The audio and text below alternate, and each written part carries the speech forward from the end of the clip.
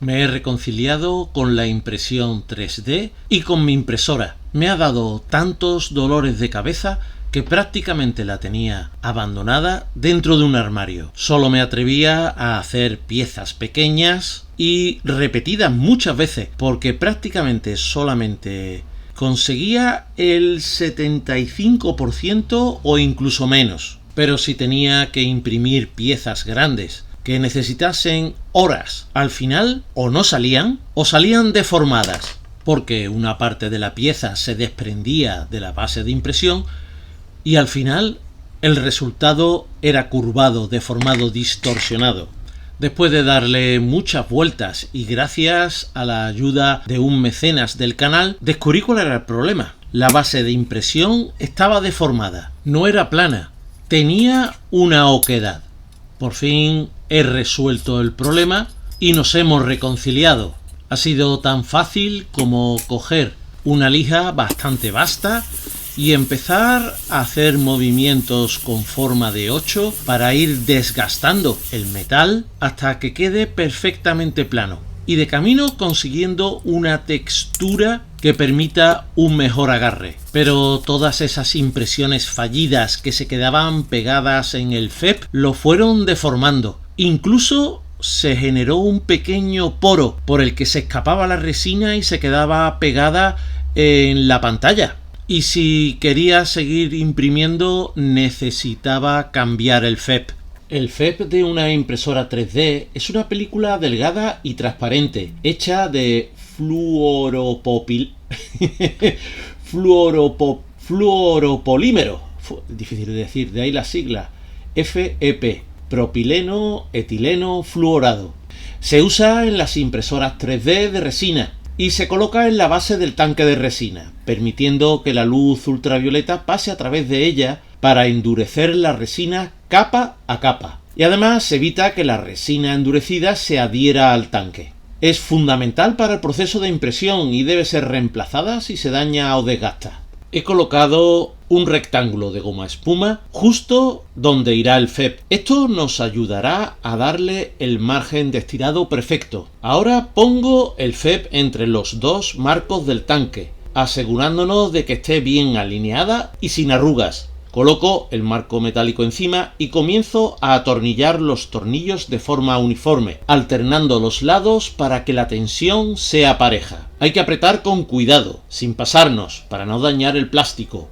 Son un total de 24 tornillos pequeños, tipo Allen de 2 milímetros, 6 por cada lado del rectángulo, así que paciencia.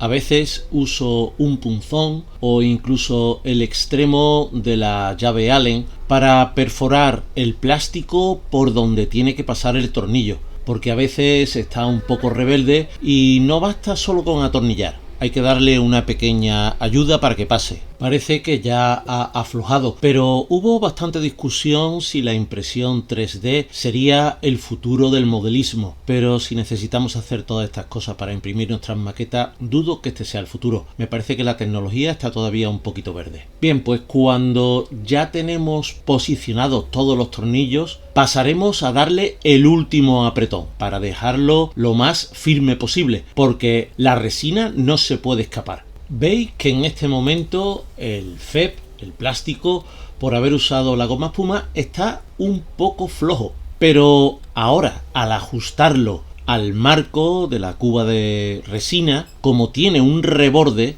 se va a tensar. Ese marco va fijado a la cubeta por un total de 10 tornillos, tipo Allen de 2 milímetros y medio. Volveremos a apretar los tornillos, a posicionarlos de lado a lado, alternando los de un lado con los del lado opuesto. Cuando estén todos puestos, presionaremos y veremos cómo, al irse introduciendo el marco dentro del reborde que tiene la cubeta, se va tensando, al punto que llega a parecer casi una pandereta. Porque si lo hacemos bien, la superficie del FEP tiene que estar completamente lisa y tensa. Si no hubiésemos puesto el rectángulo de goma espuma, no habríamos tenido ese pequeño margen y ahora quizás la tensión habría sido demasiada, pudiéndose rajar o romper el plástico.